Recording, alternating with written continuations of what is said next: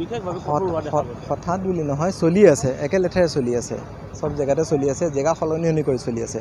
এই জেগাত অকণ ব্যস্ততাটো বেছি কাৰণে আপোনালোকৰ লাগিছে হঠাৎ হৈ আছে, এনেকুৱা নহয়, আগৰ পৰাই হৈ আছে আৰু এইটো হৈ থাকিব, চলি আছে। কাৰণটো কি?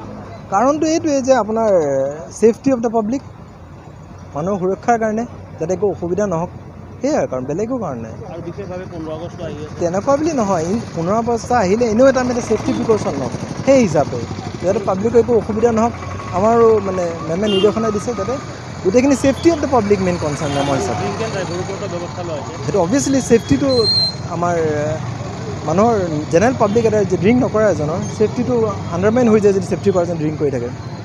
ড্ৰিংক কৰে। আৰক্ষী বিষয়া ইয়াত উপস্থিত আছে। ইয়াত আমাৰ ট্ৰেফিকৰ মানুহখিনি আছে, ট্ৰেফিকৰ ইনচাৰ্জ নিজে আছে, মই আছোঁ, SSBৰ মানুহ আছে, কমচে কম আপোনাৰ 15-20জন বা 25জনৰ টীম এটা আছে। এইটো ৰেগুলাৰ চলিব, প্ৰায় ৰেগুলাৰ চলিব, জেগাই জেগাই চলি থাকিব, এতিয়াও চলি আছে। নলবাৰী আপোনাৰ প্ৰতিখন আমাৰ আউটপোষ্ট, থানাত জেগাই জেগাই জেগা সলনি কৰি যাতে মানুহৰ আমি ছেফটিটো এনচিয়'ৰ কৰি পাওঁ, চলি আছে। হেলমেটো ধৰিছে, ধৰিব। আৰু যিবিলাক ধৰক মদ খাই আহিছে বা তেওঁলোকক চেকিং কৰা সেই ক'লোৱে মই আপোনাক, সেইটো হয়, সেইটো আছে, সেইটো হৈছে। ফাইন কটা যাব নিশ্চয়। সেইটো আপুনি অবভিয়াছলি যিটো আপুনি আইন উলংঘা কৰিব সেইটো হ'ব, যেনেকৈ আইনী ব্যৱস্থা যি ল'ব লগা আছে সেইটো লোৱা যাব।